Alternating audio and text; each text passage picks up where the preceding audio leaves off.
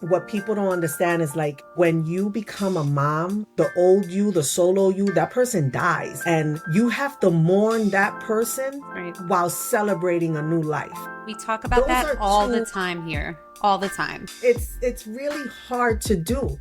And then it's also like it's the look that you want to put out for others, because God forbid people from the outside, get a hint that you're not holding it together. You know what I'm saying? I have never cried more. I used to be a cold-hearted bitch. Now I cry every single day. Look at me now. I mean, I can't even think about my son without crying. He's the love of my life.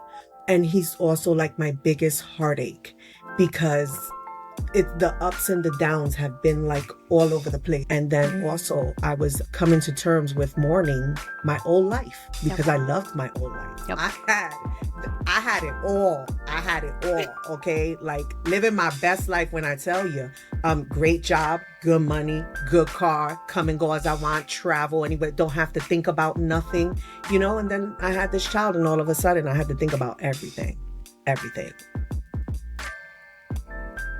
We're already recording. How is everyone doing? We good, girl. We good, girl. We're good. Can't complain. Good. I just went on an anniversary getaway.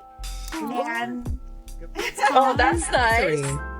That's why you all tickled over there today. I know. I was like, yeah. I know, big smiles. I really needed that, y'all. I really needed that. It was like here, I can't turn the camera all the way around, but there's beautiful orange, yellow, red leaves in my area, and fall is falling over here. It's beautiful. Okay. It's gorgeous. Yeah. So we had a good time, over here in Quebec in the north. We experience really black and white seasons, if that makes any sense. It's very either in your face or, there's no neutral here. It's very in your face, at least in Quebec. It's really falling, it's really wintering, it's really springing. So I love the 4 seasons. I'm from Cali, and I had never experienced that. So how about you guys? I know that we have 2 East Coasters here. How's the weather, Jill and Taina? I don't know, Taina, about you, but today it feels like fall. I feel like it's been summer still, and today it's actually fall. I couldn't wait to put on long sleeves. To close windows this morning. Exactly. Mm-hmm. Exactly. Yeah. And it's really windy outside. Yeah. Wow. Taina, you be looking good, girl. Girl, stop. I comb my hair for y'all, Yeah. I comb my hair for y'all. I figure, let me not get up out here looking crazy. So yes. I did do my hair at 4:30 this morning. Wow, you looking good, girl. But by the way, Michelle's time, she's in the West Coast, Taina, so she's 6:30 a.m. right now, or almost 7. Yeah. Amen. Bless you. Thank you for getting up this early. Oh no, I love it. I'm in early. It's easier. It's better for me to do this in the morning like this, because then surgeries start usually at 7:30 in most hospitals, and so that's when I start working. So I tell the girls, this is the time that I can actually do it and know that I'm not going to be interrupted, and it's going to work out. So, but today, of course, I usually, my surgeries are usually okay to start right at 7:30, but today is a big total ankle replacement. So I had to come early, get the room set up so I can just walk in at 7:30. So, well, we're good though. This is awesome. Welcome. And I'm glad you're here. Yes. Thank you. So today, you guys on the mom panel, we do have a guest who's one of a kind. All the mom panel doesn't know her, but you guys are going to learn about her. We call her Auntie over there at the Whatnot Streets. And the Whatnot Streets is just a live selling platform, you guys. I'm a seller. Taina's a seller. And I'm also a customer. I'm more of a customer than a seller. She is. Love her. We found out y'all over there selling. We are. Yeah, what kind of song you guys do? I don't know. They got that Cardi B in them. I might. I might, yeah. It does come out every now and then, so yeah. No, she's got Gosh, she clocked me real quick. It didn't take long. Yes. She really did. She really did. But real quick before we go, Yeah, I have to point out one important thing that's been like staring me in my face. Tiesha, your initials, honey. Your initials, okay? TB. Yes, ma'am. Jackie could tell you my initials are TB. I always say I'm part of like an elite group, honey. You know, are, like girl. TB, Listen, the 'cause we TBs, poppin'. okay? Exactly. I go down my list of like who's the poppin' TBs. I always start with my favorite, tuberculosis. You know what I'm saying? There we go. Started straight off right from the gate. You know, Straight from the top. Straight from the top. TV. straight from the top, you know. Then I go from the down. I'm top. like, who else? Tom Brady, you know, Tory Ooh, Burch, the one of my goat. faves.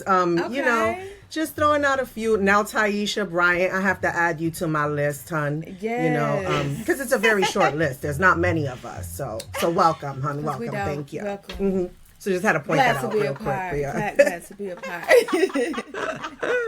Oh my. Well, as you Yeah. guys can see, she's got the jokes. She's got the hustle. You know, she's got a story. She's got many stories. But, you know, that's why I brought her on. You guys, we're going to have a good time today. I hope that Michelle can stay for most of it, but I know she's got to go at some point. I don't want to, you know, stop you in your tracks. Let's keep it going. Basically, I know her because of one fine evening, Auntie, as we know, you know, was in her show, and she was a new seller to me at the time, and I was like, oh, I'm another fellow Latina. Let me buy from her.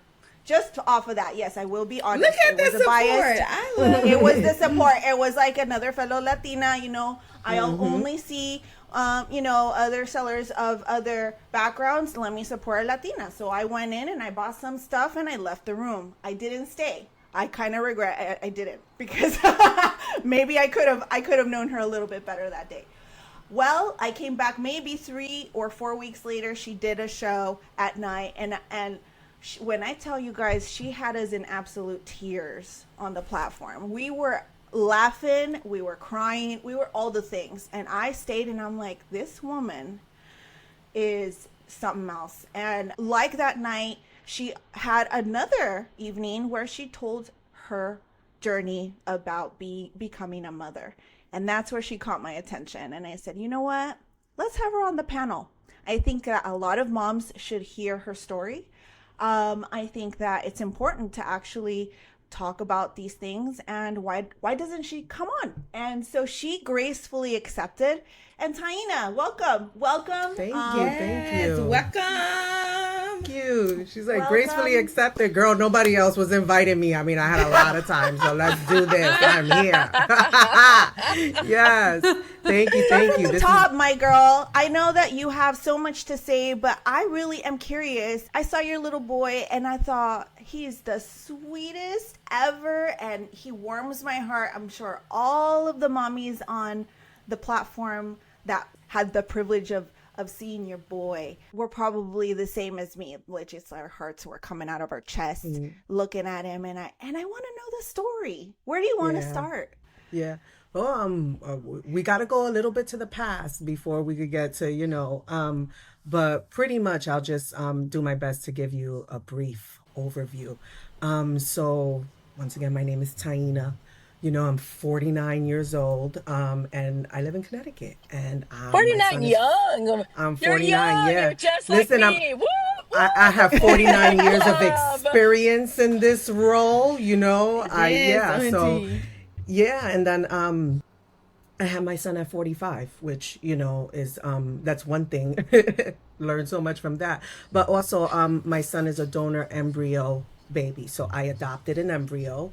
I'm a single mom by choice, and I did it all by myself during a pandemic. And my son is also Caucasian. So it was a mixed race donor embryo.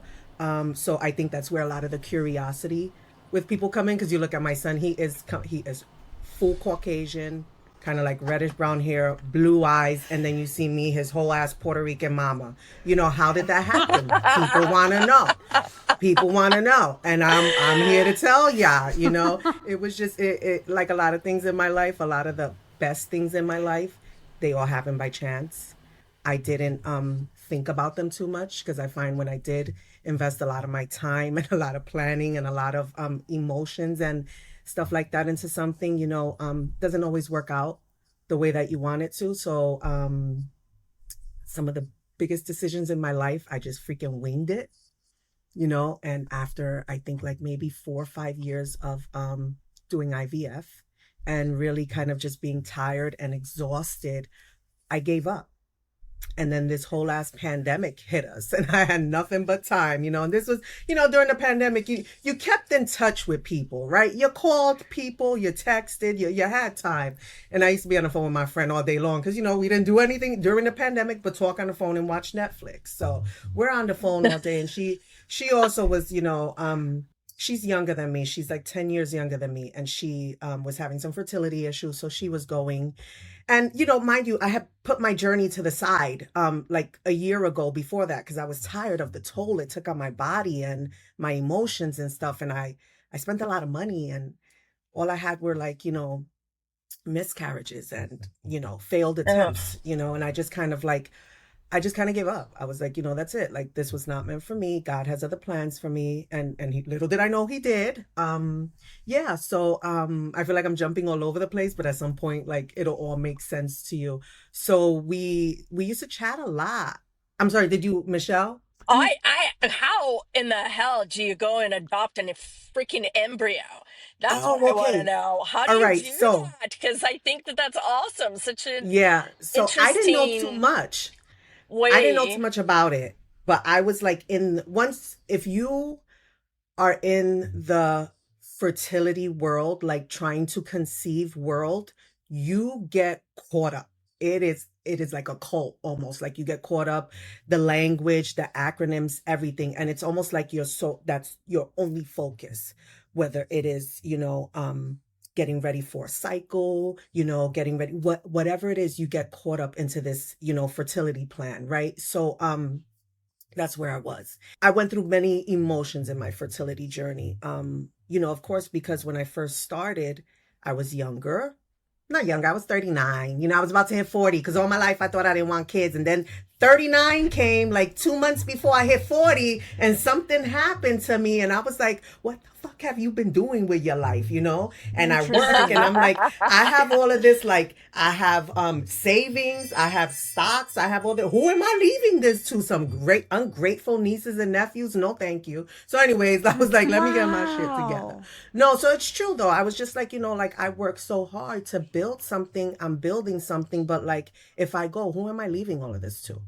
I don't have anyone, you know? And so, and it was more than that. It was just like, you know how it is as a woman, you know, that's just kind of like, it's on the checklist, whether you want to admit it or not. It's there. You know what I'm saying? You don't have to fulfill that checklist, but you know, it's there. And something just clicked at like 39.10, like 2 months before my 40th birthday. And I don't know what happened. Like, I just was like, I have to do this. I have to do this.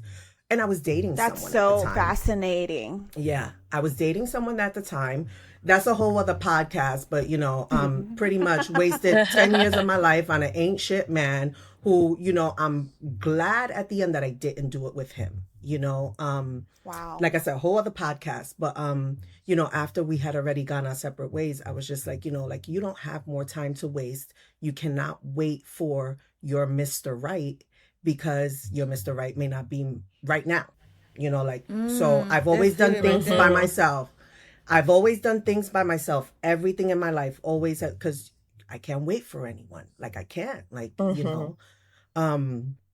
So I was just like, let me just do this. So I started doing like the whole first, you know, like artificial insemination. Did that. Oh, and wait. Before we even jump there, because this is kind of like when I first started my fertility journey, it was very important for me to use my own eggs, right? I was still kind of let's youngish. go there. Mm-hmm. Yeah, I was still not youngish, because as soon as I walked into that office, they called my eggs geriatric, which I have a problem with that. Worse. You know, they do. If you Worse. over a certain age in Yes. OBGYN, they call doing you it right now. geriatric. And every time I Yep. go, they treat me Yep. like you're like 100 years old. I'm like, this For is real. crazy. Yes. You could be like, at 36, they were telling me my Yes. eggs were elderly and shit. And Yes. I'm like, bro, like, It's crazy. I barely Yes. just started living. Yeah. So It's they, crazy. you know, it's very crazy how like it's set up, because mentally they already fuck with you from the moment you get there. Yep. Right? Like, you know, your eggs are elderly. Well, So Yeah. you're Yeah. already like shit. Like, Yeah. you know, it's all against me now. Yep. So you know, it was very important for me to use my own, you know, eggs. And, you know, I went through the whole process of like, you know, finding, you know, a sperm donor. That's a whole other story. I mean, the I heard you search get a for book and you sperm kind of go donor. through it. It's Well, like, now it's online, but yes, Yes. you do go through it and you Well, look take up us whatever through character. that a little bit. I would love to know, Oh my because gosh. I have. So yeah, there's a few different cryo banks that you can like work with. And those are basically the sperm banks, right? And you know, it's like a catalog, honey, like a Sears catalog. You go in there and you filter what you're looking for, and you hit that search Diana, button, and boom, hang on. brings it I all don't up. think that any of these girls know what Sears catalog means. I think Do you. I do What it is. I do. Oh my gosh! Oh, Sears catalog. all right. So let me modernize it for you. It's like an IKEA catalog, right? Like basically, you know, you just go shopping. Or a Target one. It's a Target, one. you There we know, go. Target, the holiday catalog, very much like that, right? So you just look through and you just kind of like filter like what your needs are. So I knew at that time, I was like, I wanted a Latino baby, right? I wanted a baby, you know, like Latin heritage. I'm Latin, I'm Puerto Rican. Yeah. So I wanted a Latin baby. So I'm looking, but little did I know, Latinos Don't like doing it, African-Americans, huh? they're not big They in the don't like sperm to bank have- world. They I are not knew going it. to. So They're not interesting. depositing, hun. They're not depositing. Right? They're yeah. depositing elsewhere. I know that. Yes. It's that you know what it is? Just Is that having babies. they're successful. Babies like the 20 They're that they successful gather. in life, Yes, so they don't yes. have to. You know, mission accomplished. Hey, so they're not doing that. Wow. No, but when you think about it, like culturally and how we're raised, you know, that's not something, I know for Latinos, that's not something that we were raised to like, you know, No. you know, or even talked about like that. That's just not something. You know what I'm saying? And, you know, when you look at like adoptions and stuff like that, you know, it's a lot of the times it's Caucasian people that adopt kids, you know? So interesting. you know, it was Wow. just kind of like, you know, I wanted my Latin baby, but there weren't many options. I found a cryo bank that had maybe 2 Latinos, and one just happened to be Puerto Rican. And I was just like, oh, okay, so this could work, right? So let's do this. Anyways, I bought up all his jizz. Let me just tell you, I bought all of it. I bought all of it, and I brought it back home to the East Coast because he's West Coast. I flew him out. I flew him all the way out here. Okay, and and take then- him back to the crib. I just No, I did. I flew him out and I put him up.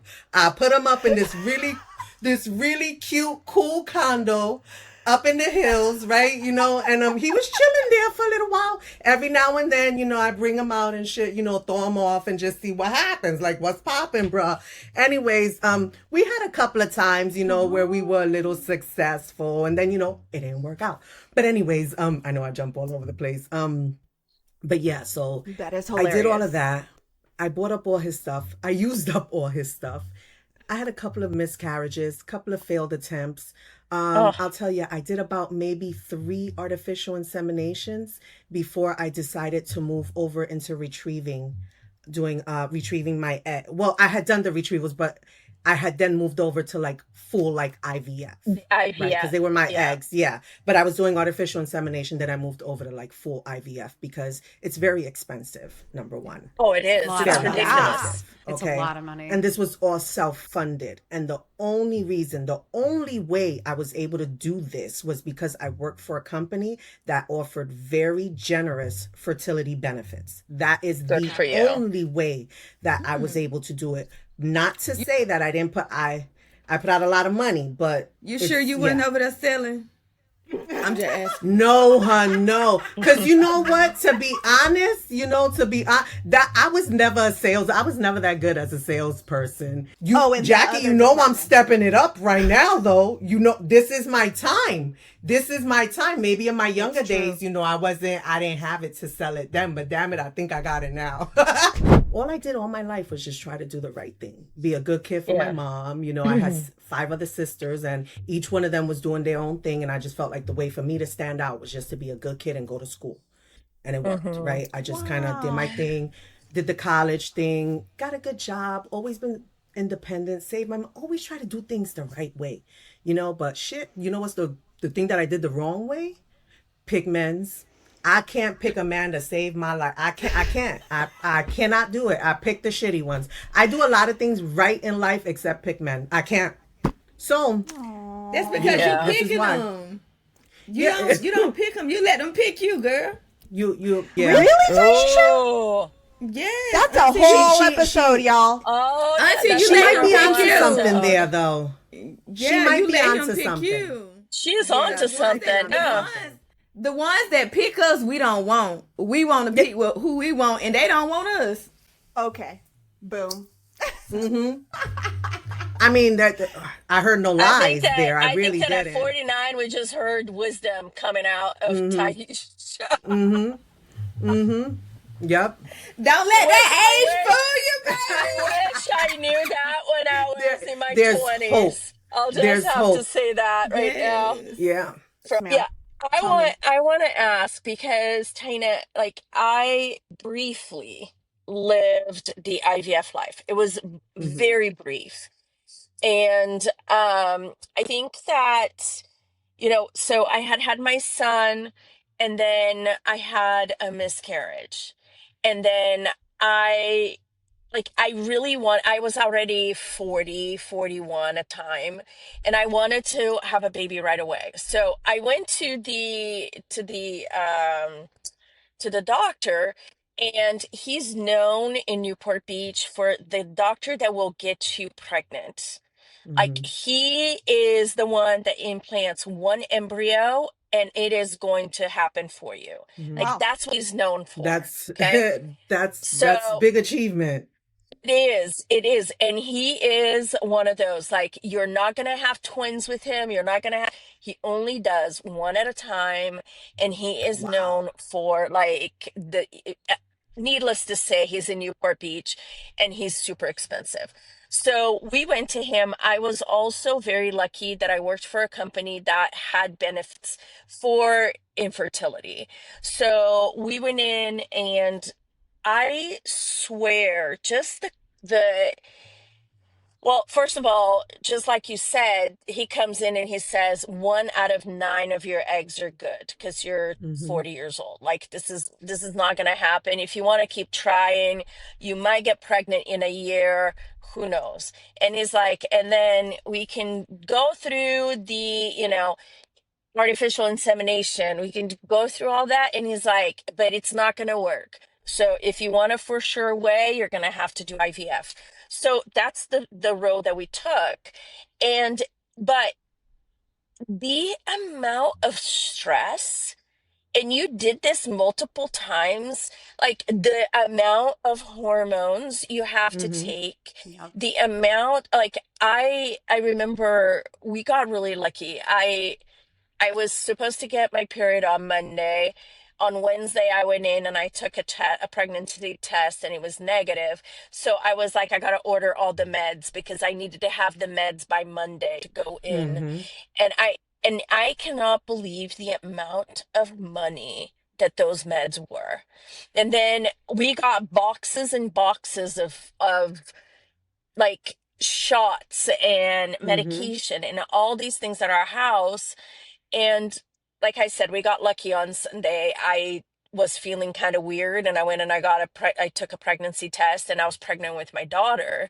And so we ended up just giving back giving the medicine to all the staff to the moms who were just starting out at the doctor's office. But I remember the conversations that we had and how it was like, okay, well, your husband's going to come and, he's going to do his Go to thing the on room. Tuesday. Yeah. Yeah. You can come with him, but, and that was like the conversations that you The have to invite. have. Then it's like, the Yeah. things that you don't even think about. Yeah. And for you not having that partner can, like, Mm-hmm. you're looking through a catalog, a Sears catalog to find Mm-hmm. this, right? Yeah. Like, how do you continue? How do you get that mindset of, okay, I'm going to continue to do this for as long as you did? Because Mm-hmm. that is like persistence. Yep. That's And by any means necessary. Yeah. yeah, Mm-hmm. that is just, obviously you wanted this bad enough, but your Mm-hmm. mental health was probably all over the place. Yeah, it sure was. It sure was. The hormones that they have you pump into your body. I mean, I look back at pictures of myself, and when I said my face was like Yeah. I was blown up, like Oh my everything that you have to gosh. put into you. And you do all this stuff and then it's not successful, Yeah. and then it's kind of like, and Right. it's so like clinical, like it is just. And I remember the first time that I got pregnant the first time, and I was like super excited, and I've never been pregnant before. So when I went back the next time, like everything was fine. And we were like, oh my gosh, everything's fine. I got past the 8-week mark. And then I go back because they give you like ultrasounds like every single like week or whatever. So I went back and they couldn't find a heartbeat. So I'm there and I'm like, I didn't understand, and they couldn't find a heartbeat. And but then the doctor kept looking and they found a very faint, very super faint heartbeat, right? So he's like, well, we'll just monitor and see what happens, blah, blah, blah. So I'm getting up and I got dressed and I walk out, and then the nurse meets me there and she's like, I am so sorry. She's like, here's all the paperwork, blah, blah, blah, blah. And I was just like, what the fuck is she sorry about? Like, he just told me like, we'll see. And then she's over here telling me I'm sorry. And, I was just like, she knew that it wasn't going to go. Like, she's seen this 1,000 times, but it was her delivery, right? It was just like very, Oh, like, I'm sorry, like, it's not going to work. And not that they had to be any kind of sensitive with me, but shit, just like, it was my first time being pregnant, my first time, like, and I was just like, literally, I went from like a high, like I just hit like a brick wall. And, each and every time it doesn't get any easier. Every time they tell you yeah. like it's not going to work, because you build yourself up, especially when you get like that. When I tell you people get obsessed, it's like a bubble you live in. Everyone speaks the same language. What's your Yes. 2-week window? TTC, trying to conceive, baby dust here, sticky here. It's a language. So did you ever go like the herbal route? Because I know one of our episodes we talked about being crunchy and scrunchy and all this other extra good jazz. So like, did you ever try like natural herbs, or was it always like medical, clinical? yeah, no, the only natural question. herb I take in, is a little green, or I used to back in my day. That really didn't help with the situation. If anything, I think it fucked me up a little bit more. But I was young, I was committed to the cause. So no, I didn't try like any kind of like herbal. 100% silk it. Silk it. Listen, I was just, Here's the thing, Taisha, and I think that this is an interesting thing that you brought up, because Yeah. honestly, like, how do you, if you're not a silky person, if you don't believe in, the quote unquote medication, and you're trying to do this naturally, like, then you have to have a partner, and then you have to have all of the, So okay, so what I mean by natural, like the herb. So I have a cousin who's South Florida, and she's an herbalist, and there has been countless of women who she has assist in conceiving, like miscarriage after miscarriage, IVF, a whole bunch of things and whatever herbs it was that she went and handpicked them. So I'm guessing in South Florida, they have a lot of different herbs because of how close they are to all the other good stuff down. Right.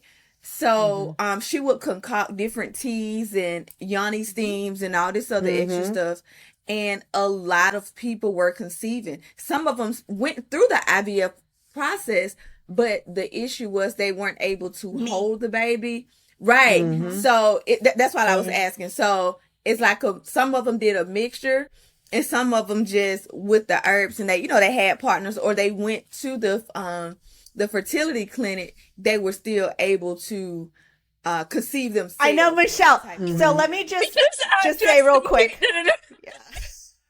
Michelle is silky as heck. I am just picturing like this hippie drinking some herbs and some guy just going, okay. I'm like, what? No, But so that's let me part tell of the community exists. You know, it does. Like, No, Michelle, I want to tell you something because I think you might be surprised. I went through the IVF process in the first, attempts of having a baby, and then I miscarried because of COVID and fever and all this stuff. And then 2 years had gone by and I was just not getting pregnant. All of a sudden I looked into just in my head, I was just like praying about it, all this stuff, and I looked into hormone herbal stuff, like to just balance my hormones. At the time I wasn't even thinking pregnancy, but I'm like, you know what, I might be hitting perimenopause soon. I'm in my 40s. It's gonna happen. Why don't I look this stuff up? I'm also just very cranky before my period comes. I'm just gonna look up some hormone stuff. And I did. I started to drink some of the hormone balancing herbs, red raspberry tea, stuff like that. I got pregnant within 2 months, you guys. What kind of tea you drunk? So I won't go get none.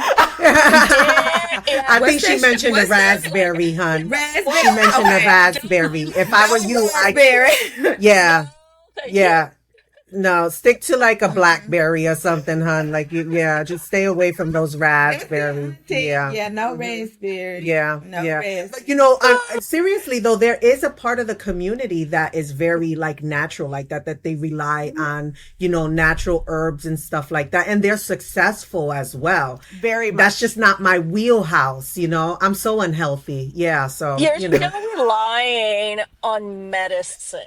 Right? Because you're still relying on somebody implanting an embryo, or you're still relying on all those things. So that's why I don't know if it's really scrunchy. You know what though? I think though that like when you're trying to conceive and you want this so badly and it's not happening, I think, and look, and that's what we're talking about today. But I think the same thing is true. When you hear about people that are terminally ill, right? It's like I can understand, and I'm all about medicine. Give me all the drugs. Like the girls know I'm not like, that would be my route in this. But I could see how you're just sort of like, I will try anything. I'm open to anything that might help, right? Like, so I can kind of wrap my mind around that, even if I was skeptical, just being like, what's the worst that can happen with some tea, right? Like, because it is so hard. I actually, is it okay if I ask a question? Please. For you? Course, Jill. I'm all of this. I've been thinking the entire time. I keep coming back to, like, you're like a superhero to me doing this solo, what I think is the hardest thing I've ever done in my life. And I am sharing some of that load with my partner. I just, what you're doing is amazing. And I keep thinking about that. And I'm wondering, like, what has it been like kind of being on this journey as a solo parent, especially because I'm sure there are people listening that are either also on that journey or maybe want to have a child and it didn't happen in the way they expected. And now they're, kind of figuring out what that looks like. And like, I'm curious, like, just how that's been, and have there been like I don't know, people are weird. Like, have there been like, stigmas, assumptions, how do you kind of walk through that? I know that's like a big question, but I just keep finding myself coming back to it. It's a big question, but oh my God, I feel like you just asked a question to my life right now. Like what I have been going through. Seriously, what I have been going through for like the past, my son is 4 now. So the past 4 years. Yeah. And, it's a loaded question because, you see me here now, right? I could tell my story, but Jackie knows my journey on this app. And I feel like I'm there for a reason. There's a reason.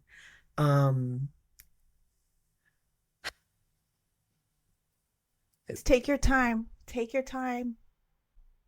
She knows 2024, 2025 has not been the best for me. Mental health wise. I'm good now because I started seeing a therapist and I'm medicated, thank God. Oh my God, thank you, Wellbutrin. Serious, Right. Let me tell you, being independent too is not all it's cracked up to be because you don't know how to rely on someone. Yes. So that's my problem, Yeah. right? Doing all of this by myself because I've always done everything by myself. Like I was super confident I had this. Being in it, I have been humbled so many times. So many times. I have never cried more. I used to be a cold-hearted bitch. Now I cry every single day. Look at me now. I mean, I can't even like think about my son without crying. He's the best. He's the love of my life. And he's also like my biggest heartache because the ups and the downs have been like all over the place. So especially when you're trying to conceive, you think about the happy parts of like being a parent. You know what I'm saying? Right. The day to day, that shit is completely different, and doing it by myself, in the beginning, it was so easy. I was like, oh, I got this. All he does is sleep, eat, and shit. Like, this is great. I got this. Yeah, he's a good baby. Good baby. You know what I'm saying? He was good. He was really good. Like, I'm telling you, like, he was in the NICU 17 days. I picked him up by myself. First, straight out the gate, we went to Target for formula because they wouldn't even give me formula. Like, we've been, since the minute he came out, like, we were like, me and him, right? But then it started getting real when he started getting mobile. Yeah. When this kid started getting mobile, that right there fucked me up. I'm in the trenches now. Yeah. Listen, for real, because it's the next level in this game. You know what I'm saying? Is you beat the last level. Now you leveled up. So now you got to get through this. Yes. You got to get through this one, right? When they start moving, that's a different story because you can no longer rely on the confines of their little areas to keep them. Now you got to be all senses on alert and shit, and you can't get anything done anymore. Yep. Before I used to have a nice organized house. I used to be somebody, bro. I used to be fabulous and shit. Now some days I'm like scared. Like I can't and I don't care. But it is, I had to do a lot of changing myself because as an independent person, I don't know how to ask for help. Still suffering from that. I had a village that wanted to be my village, but because I thought I was, queen of I can do it all, I kept, pushing people away that wanted to help me. And it hasn't been until recently that I started accepting help. Family. My son goes to stay with my mom or my sister on the weekends now. Can I just tell you how that's just like totally like changed my life? Like just that little bit of help. Yeah. Seriously. And I found a nanny for him that was helping me, even though she got a new job now. So she did accept the job. So anyways, but that for those 3 weeks that I had her, game changer. Like I felt like a different person. So a lot of it was me.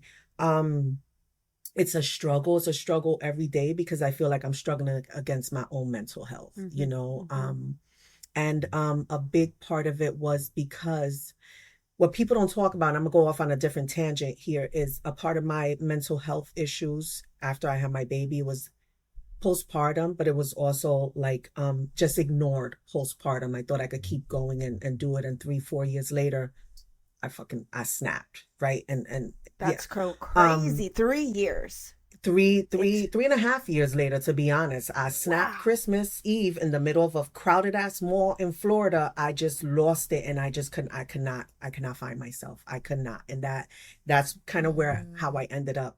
How did that look like, if I can ask? Like the Christmas Eve. Take us there.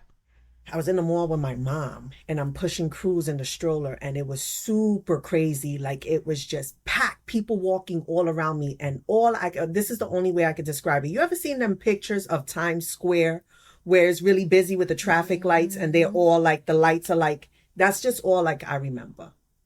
And I just felt like this, it just like this feeling coming over me of like, I just could not control anything at that moment. The only thing that I could do was do my best to cut across the traffic of people to get myself in front of a store, because I was like in the middle of the mall, like walking with the Christmas crowds. And I was like, I just have to get like to the perimeter so I could just like catch my breath. And my mom, and I'm just crying in front of like, I don't know, Finish Line, the sneaker store, like crying. And my mom is looking at me, and she did not know like what the fuck was going on. And she didn't know what to do.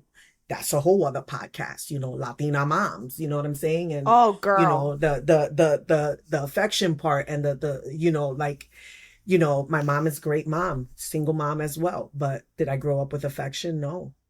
No, right. She taught us how to be independent. You know what I'm saying? But I didn't grow up with like hugs and kisses all the time, Yep. So, she did not know what to do. And I had to get out of that mall. And I just remember like we were on the back side of the mall, and my car was all the way on the other side. And if you've been to a Florida mall, them shits are freaking huge. It's like a compound, right? And we're just walking, and we're not getting anywhere. We're just walking. But I needed to get out of there. So, that's why I say like my struggle with my mental health, it was coming and coming. So I just said like, don't ignore it if it's there. I was ignoring it because, and this is very important, because I was still trying to be the old person that I was before I had my son. Yeah. You know what I'm saying? Like yeah. What people don't understand is like, when you become a mom, the old you, the solo you, that person dies. And you have to mourn that person. That's right. while celebrating a new life. We talk about that all the time here. All the time. It's really hard to do. Yep. And then it's also like it's the look that you want to put out for others, because God forbid people from the outside, get a hint that you're not holding it together. You know what I'm saying? God forbid somebody, sees you slip, Yeah, so that was it. It was like I was just trying to still maintain that facade that I had it together. Yep. And then also I was coming to terms with mourning my old life, because I loved my old life. Yep. I had it all. I had it all. Okay. Like I living my best life when I tell you, great job, good money, good car, come and go as I want, travel anywhere, don't have to think about nothing, and then I had this child, and all of a sudden I had to think about everything. Everything. And you know what? I'm proud of you. Oh, thank you. And this is why in the beginning, even though you said it in a comical way, when you were like, listen, some days I ain't even got it together. It is what it is. Mm-hmm. And that's a great place to be, because as parents, we really have that burden. We have that facade of, I gotta have it together. And the fact that a lot of women, especially in the Black and Latino community, it's like, we gonna figure it out. We're gonna make it happen. Right. And we don't be the man of the household. But that is the way that it has been, and we continue that cycle, and it's very unhealthy, because our people did what, again, like we say on here, they did the best they could with what they had, and they continue to pass it down. So we have this idea of, I'm independent, I can handle it, and like you stated, when help was there, we're so stuck on this, I don't need it, I got it. You could crumble in that moment. And it is a blessing that your family circled the block back, because they understood the severity of, she really do needs us, but because this independence is embedded in her for so long, it's going to take a minute. So shout out to your family for giving you that grace thank you. to even spin the block back, and for just going to therapy and saying, you know what, I need some help.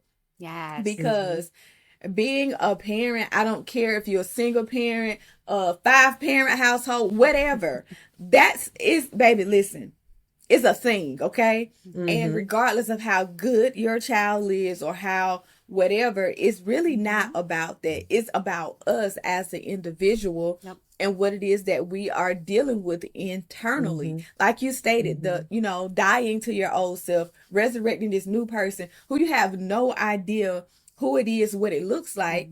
And on this journey, like, we are balancing. We're balancing being mom. We're balancing being wife for some of us. We're balancing figuring out who we are.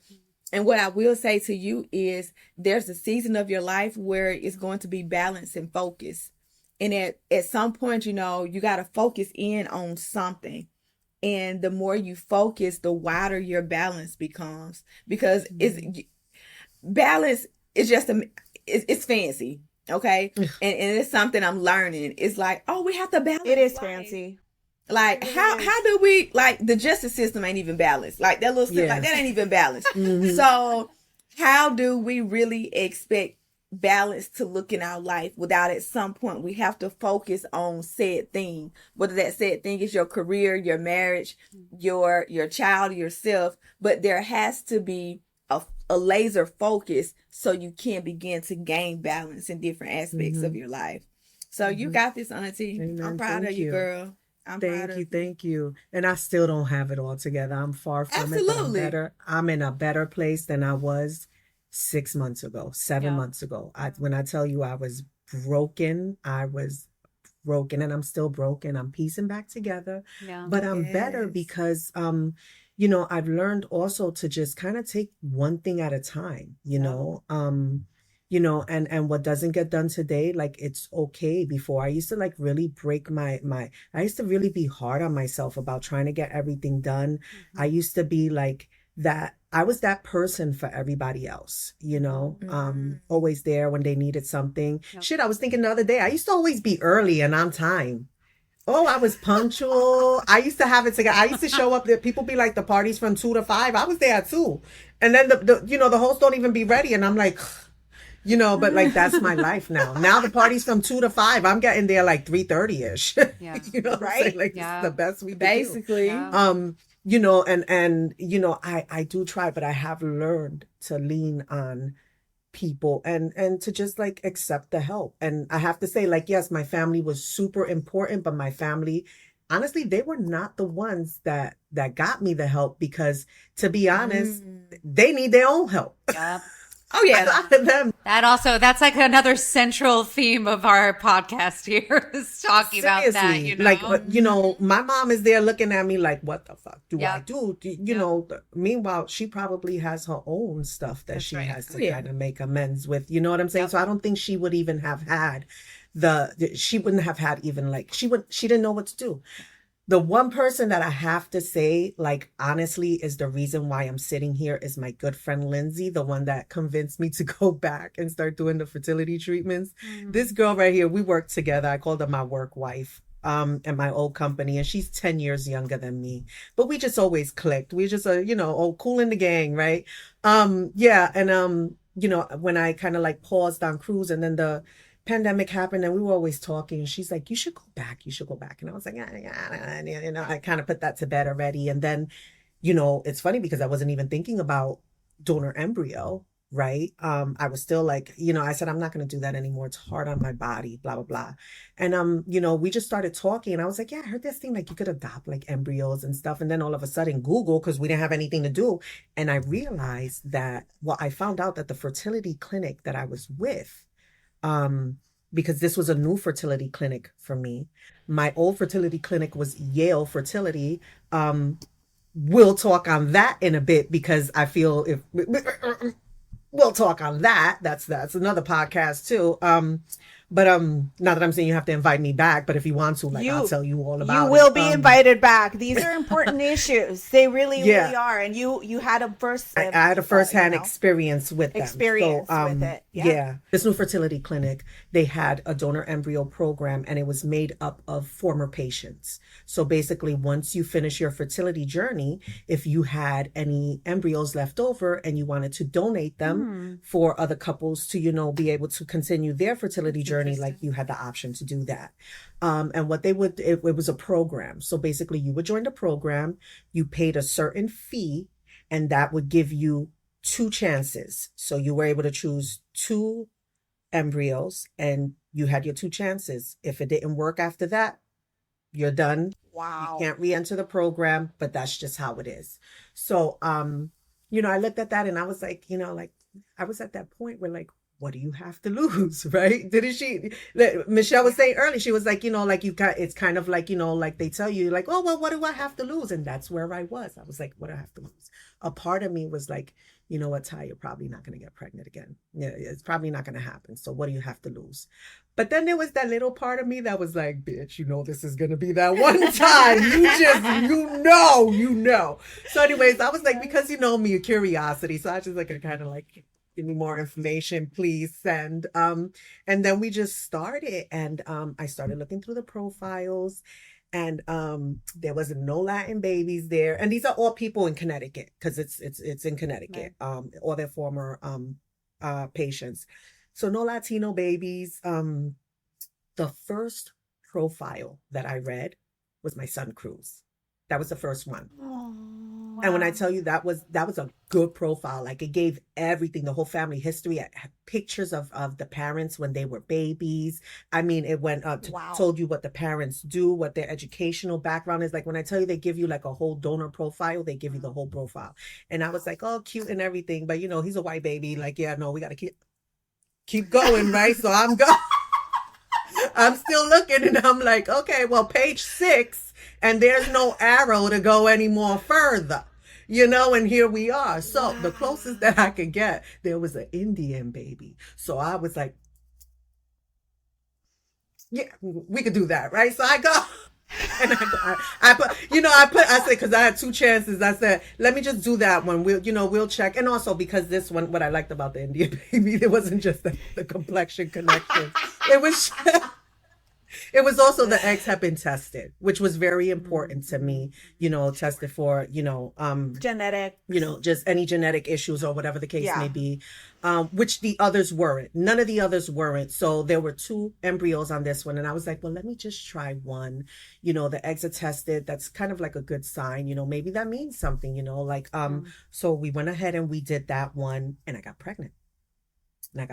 And it was what they call a miscarriage. So, you know, like where you'll show like pregnant very briefly, and then next thing your numbers start decreasing, super fast. And it's so sad, because at that point, I think I was like so used to having miscarriages that it was just kind of like, oh, well, got through this one, wait for the next one. You know what I'm saying? Like, it's like a cycle, because that's what it is. You get so involved. You literally take it by cycles. That cycle was done. I don't have time to waste time on that. Now it's time for the next one. And literally it's like 4 weeks, like 3-4 weeks, we're ready for the next one. Because, you know, even though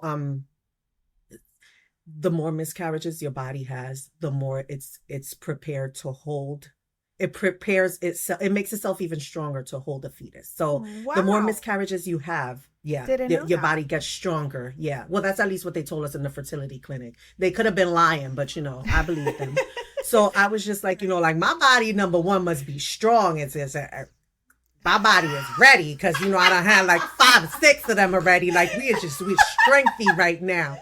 So, you know, it was like 2 days before, literally, you had to let them know like the day before the transfer, because they have to, you know, take the stuff out, let it thaw, whatever, even though it was an embryo, but it's still frozen. So they're emailing me and they're like, you got to make a decision. Like, your date is set. Like, what are you going to do? We got to thaw this bad boy. And I was like, you know what? Fuck it. Go with that first Caucasian one. Probably not going to happen anyway, but you know, just go ahead. Go. So, that's what I told you. All the biggest decisions in my life have just been like, fuck it, do it, right? So here we go. And I walk in there first. I did my acupuncture because that's and it was laser acupuncture, which I was just like, okay, let's, here we go, moving on up. Which I felt was very effective though. It was very nice. Then I went in the room and I just knew it. I walked in that room. I told this doctor, I said, let's do it. You about to get me pregnant. Let's go. So I got up on there, scooched down, let her do her thing. I walked out of there. My friend was waiting for me outside. We went right across the street to the pub. I had me fish and chips, my favorite pub meal. And we just talked about what life was going to be like when we had our babies, because she had her transfer, like 2 weeks before that. 2 weeks. Yeah. So, we were waiting, and little did I know she was already pregnant at that time. Right. Oh my gosh. I'm gonna tell you how I found out. So in the Latin community, Puerto Rican, I don't know if it's like that for all the Latins, but we have a saying that if you say no to a pregnant person, you'll get a sty in your eye. So tell me why I woke up with a sty in my eye. The way I speed dialed this heifer, and I said, listen, she picked up, it was like 7 something. I said, listen, I woke up with a sty in my eye. Is there something you want to tell me? And she started laughing. She was like, we just found out. Like, not even like a week ago. She's like, you're the first person that knows. I said, listen, bitch, I'm walking around here with an extra thing on my eye, like, congratulations, though. Congratulations. So, and so we were pregnant together during the pandemic, which was the best thing, to be pregnant with your best friend. Oh my God. And it's very expensive too. But yeah, we were pregnant together during the pandemic, and it was just so good. But so going back to the whole reason why, she was the one that kind of handheld me to get to a therapist, because I love it. Her good friend, one of her good friends, who I also know, she's a therapist. She works in a therapist's office, and I didn't know that my friend was kind of telling her of some of my struggles, because this was happening over time. This was not just Christmas Eve, boom, no, there were moments where, like, this was building up, and she knew because I was telling her. So she was just, this final one, like, I was really struggling. Like, I just could not stop crying. I just was like, I don't know how I'm going to do life. Like, I just don't know. And she was like, Ty, like, I'm gonna send you help. Like, and literally she's texted me a link to the intake paperwork. She was like, just fill it out and they'll take it from there. And honestly, that's all I did. I filled out that paperwork, and then when I tell you, they handheld me, they called me, made my appointment. They got me on a virtual meeting right away with a pain management person, but a medication management person. She diagnosed me right away. She was like, I have ADHD and clinical depression. And I was like, yep, makes a lot of sense. She put me on something that literally the next day had me feeling a whole lot better. Wow. A whole lot better. I didn't feel like shit again. And then got me set up with a therapist, and just kept, and I'm still to this. I still see my therapist every 2 weeks, and my medication person every 3 months, and we just check in. And when I tell you, I am mentally in a better place. I don't feel much anxiety anymore. I don't hate everyone anymore. Thank you so much, mamas. Yes. I'm hopeful about a lot of things now. Still my life is crazy, because this whole whatnot thing popped off for me in a way that I never expected. And I don't know if y'all can see the chaos behind me, my office, but all my shelves and stuff with all my inventory. Like, this room was crazy last night. I just bought these shelves trying to, like, organize everything. I have a storage unit because I don't know how the heck I became a really popular seller on the app, but I do. I don't know. The girls tell me I'm popular. Right? So, like, I completely get it. I'm like, I don't even know what you sell, and I'm like interested. Like, what? So, like, sign me up. Bamboo pajamas. Well, show us, Auntie. One is coming like any second for me. I have a month, and I have a 4-year-old also. So let's talk. But oh my gosh, I completely know why. you tell me. I'll send you a little something. You tell me. As a matter of fact, tell Jackie your kids' so sizes and like what their favorite characters are, and if you include your address and stuff, like, I'll send you a little just a bamboo starter kit, so y'all can get something for €20.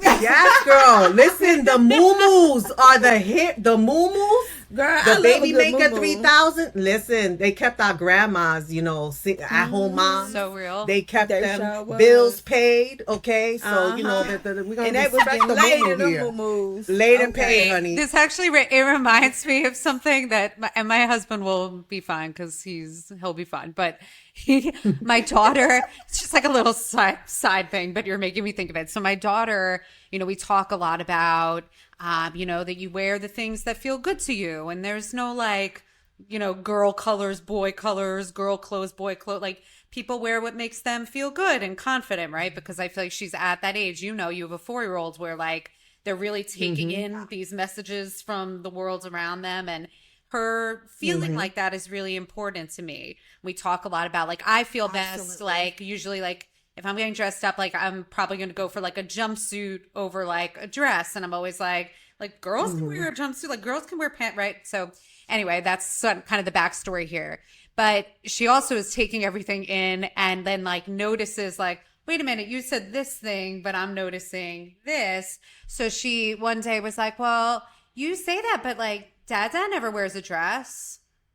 And my husband and I were like, yeah, well, like that maybe isn't what feels good on his butt. And she said, but you said that anyone can wear anything. And Dad, I never even saw him try a dress.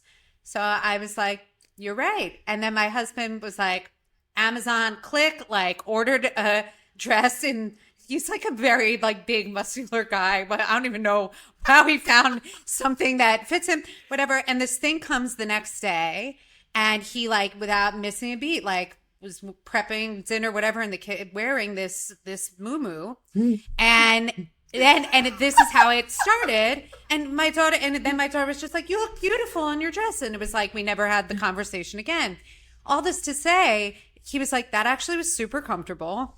I like get why, like, I get why people are into, right? So it was like this, like, and it became this like hilarious thing that was like a teachable moment. And then he was like, you know what? I get why people like why our grandma, our moms, like why they were walking around in this. Like it's letting air in. Like I'm very mobile. But we were just like laughing about this the other day, and I was like, you know what? I feel like I don't ever wear like now. I feel like I want one. I'm like, well, like now I feel like right, like there was like, why are you the only one who gets to family wear matching moo-moos? Yes, Right. Yeah, because in the Can I just African tell you? culture, they wear something that looks like muumuus. The dashikis that the African culture, like they resemble muumuus, but they're they're a little bit more fancy, but whatever. Oh, Yeah. No, actually, the ones that I have from Jammy Sessions, I think they're the same cut, kind of like the same design as the dashikis. Yeah. So, yeah, but listen, tell your husband the man moo is a thing right now. you It better is a believe. thing. They I'm did gonna a tell- whole. I thought that we were like, starting a new trend, but like apparently this is already happening. No, they did a whole raid train of They the be wearing them men, muumuus. and a lot of them love were it. wearing muumuus. Yes, it's a thing. God. So I carry big sizes. If you'd like me, I could I'm gonna send him a muumuu. Why don't you send him a muumuu? So cute. On that note, Auntie actually does have. Let's let everyone know where they can find you, Auntie. And I think you have something for the listeners, yes, right? Yes, I do. So I just launched my website so I could sell outside of Whatnot because I don't know, mom, finding a hustle. Finding it, whatever Yes. sticks. What's the website? Yeah, what is it? As we both take out our phones. Well, it's new. It's TaibellaBamboo.com. So TAIBELLA bamboo.com. And I'm on the Shopify app, so you'll find me there. But yeah, it's just my last collection, Coco, that came out. I'm gonna load more stuff. But my stuff, to be honest, is not a flex or anything. But I really don't keep inventory. I really don't. My stuff moves fast. I mean, so if I load something on the site, like it's probably I'm gonna pull it down because it's gonna sell. So right now, for the most part, I'm just doing there's grown-up stuff collections too. there. Yeah, no, I do grown-ups. I also do bedding. My blankets are Top amazing. tier. Like I said, yeah. Top tier. Yeah, I sell it all. I sell everything except ass. That's about it. Yeah. Listen, so the whole time, listen, the whole time, that's what I was hitting at. And I think that's what I was hitting I know. at. When I asked you what you over the... That's why Yeah, we no, here. but I told That's you why back we then here. it wasn't paying. But, and Jackie knows, I might be turning that around right now. I'm saying, everything comes at its due time. Okay. That's a different podcast. Dude, because she does TBC. have a saga. TBC. Yeah. Ooh, I love it. I know. I We're love both it. now, like now I'm looking at all there's crib sheets too. Yeah. Yes, I have crib sheets. And that's just one print. Yeah. Like I have so many others. It's very time consuming. Yep. And I've had this home project going on for like 3 weeks that has had me living like a cave woman. And they finally finished yesterday, like at least the construction inside the house part. So I was like all night last night, like cleaning. I was like, I'm in the mood to throw everything away. So it is one of those. And the house looks like a disaster, but it's like, it has to look like a disaster so that I can get to That's right. Yep. what I need That's to right. get to, Yep. but this is good If you know, for me. you know. Yeah, this is good. This construction forced me to kind of like, I feel like let go a lot of things that were like holding me back because of this depression that I went through in the last year. I stopped doing a lot of things that I used to do. And it wasn't because like, it's not that I'm lazy or I'm not. It's just like, No, that's not it. I don't have the will. I don't have the will to do it. Yeah. And like I have like 37 other things that I need to get done before that. Yeah. So, but it's a mind game really. And I'm just glad that, I'm doing better now. So I'm just, compartmentalizing one thing at a time. That's it. So we can find you also on the Book of Faces Facebook. You can find me on the Book of Face, Taibella Bamboo. That's my group. You can find me on TikTok. I'm under Auntie.Tai. That's TAI. I'm trying to go viral too. I'm trying to go viral because you know what I'm saying? I need another set. Yes. They make money, so I'm gonna need to be paid. Yeah. In US dollars. Yep. Preferably by wire. That's all I want. So. I'm finding the hustle somewhere. I don't know how the hell I got here. I didn't know nothing about Whatnot a year ago. I went there because some seller was selling the Hungry Caterpillar print and I needed that for my child. And I went over there and then I bought something. And then as I was like looking through the rooms, I'm seeing like just a bunch of like regular people, moms. I mean, you have moms selling shit from their closet with their kids crawling all over them, behind them.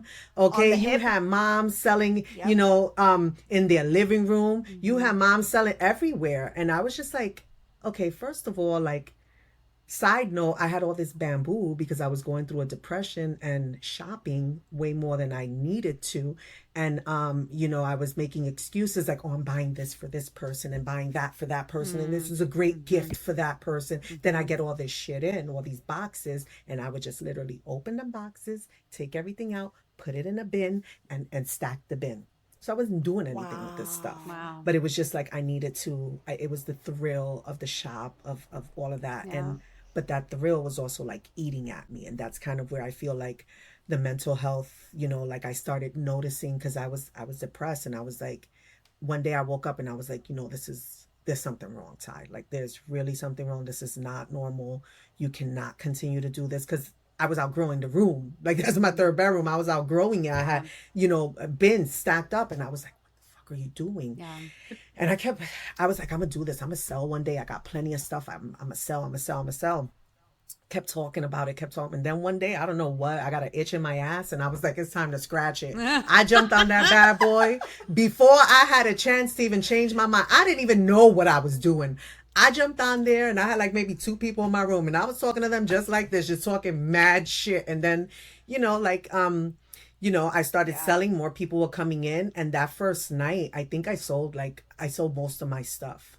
Isn't that and crazy? I was just like, wow. I was like, is this something? Is this? And I was like, and of course, then that just started the whole thing where I went and just started like sourcing like crazy, because it was just more of like the selling part. It was more like the community, because like I was getting on every day, and I was like, I had these friends on the app, and we were like all chatting, and we all started knowing about each other's lives, and we were bigging each other up. And then it's the support that comes along with it, because don't let there be a mama in need. Listen, don't let there be a mama in need, because the way these girls pull together, the way for people they do not know, from a hole in the wall, and it's crazy because I feel like Whatnot puts me, it puts me, in circles of people that I probably would never be around. That's right. I live on the East Coast. A lot of my customer base are Midwest, people that probably do not have the same views as me, don't look like me, and I have to say that this has been one of the most accepting places, because not one person has ever side-eyed me or my son. Wow. Okay. On this app, not said not one dumb thing, because I will find them. I will find them. Okay. So, she doesn't play around. And not when I don't play about my son either. I wouldn't even let him get on, because that was a big thing with me too. Like, very protective of my son, because, in the beginning I used to get all the time, is he yours? When I tell you I hate those fucking 3 words, is he yours? No, I kidnapped him, heifer. No, he's not mine. Yes, he is mine. What the hell? And it's like, but now I think I spent a lot of energy on that when I had my son. That was a big cloud over us, like how people would view us. And now, 0 fucks about that. Sorry, I hope I could curse, because I've been cursing the whole time. You can. 0. I want to check in with you, Jill. Are you? I was just gonna say I have Ray has early pickup, so I have to run in like the next 2 minutes. Well, yes. Well, I talk a lot, but anyway. No, I feel like we need like part 2. We need part 3. There's like. There's so much to.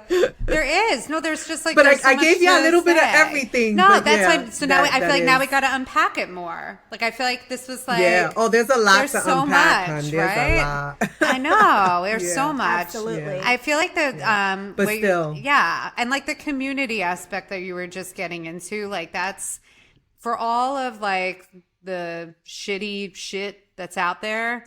I'm always like very struck by that piece, that there are so many amazing women, so many amazing moms out there supporting other moms, regardless of like how different our walks in life are and all that stuff. It like really gives me hope. Especially in a world that right now is like so divided and feels like, right? Like it feels like, how can we ever meet in the middle and like connect with people that are different from us in many ways? And that's one of the things that I know we all love so much about the conversations we have here, because we're from all different parts of the country, the world. Our walks in life are different. Our kids are different ages, but like we can have these respectful dialogues and like have that community and have each other's backs. I know at the end of the day, if I needed something, it doesn't matter. I'm here in Jersey City, like they like you got me. And now like Auntie, I feel like now it's I'm in like Connecticut, hun. Yeah, I'm like, I'm you're in the Connecticut. closest one. I need An hour 45, I could be there. Yeah. But I feel like that's one of those things that just like it like gives you hope in a time that sometimes feels hopeless. And I'm so glad that's your experience. And honestly, in addition to the fact that you're just like such a good time and have like an amazing personality story, that's what I feel like also makes you a good seller, because your heart comes through and people connect to that. People want to buy from people they trust and people they like, right? Like that's what it comes down to. So when I made that joke before, like I know why, like I really think that's what it comes down to. That comes through even just talking to you here. And I feel like people want to support that, and they feel like they can trust what you're putting out there, To your whole vibe. Really real. It's really, she really is. Your whole vibe. She really is. Thank you. She really is. And I'm not always nice to them either. I'm really not, because sometimes there have been times where they have caught me on a day or like Like somebody comes at me in the wrong way and they need, but you know, for the most part, they give me grace, you know, and they hold me down. But so, but that's you know, like, that's real, right? Like that's like, that's your girl. Like, yeah, that's you the know, thing. That's it's real, like they that's raw, see you know? me. Yeah. Yeah, and they've seen a lot of different sides of me, and they're always like, you know what? Like at the end of the day, they know my heart, and that's all that matters, you know. Yeah. Yes, so, ma'am. Yeah. So we will wrap up this episode. No, we only wish we could keep you for hours. Let's do a part 2. I will also give you guys instructions on some gifts that Auntie has for the listeners, and I will be posting that on social. So please go to Instagram and add _mom_panel for instructions on 4 gift cards. Is that right, Auntie? Yep, 4 gift cards. I'm going to give you the codes to TaibellaBamboo.com. Yep, 4 $25 gift cards for whatever 4 lucky listeners you want to gift them to. And and there is also my link to Whatnot, and you get a $15 referral credit if you purchase something. Go check it out. You don't even have to buy anything. Just come, enjoy the show, you know, hang out with us. That's what we do. You know, every day is different. I don't know how the hell, but now you should come and just hear about my saga. There's a saga going on right now that got the girls they're checking in. We are waiting. We are waiting. They're checking for the in. next chapter. I'm waiting too. I'm waiting. That's your new show, Jill. That's New show, Jill. I was going to say, you guys know. Yeah. No, this is real. This is reality. Single mom. All sides of it. Yep. The good, the bad, and the ugly. Thank you so much for coming on the show, Auntie. And we will be seeing you guys on the next episode. Thank you. And you know what? Use all this shit. Don't edit nothing. Use all of it. All right? I will.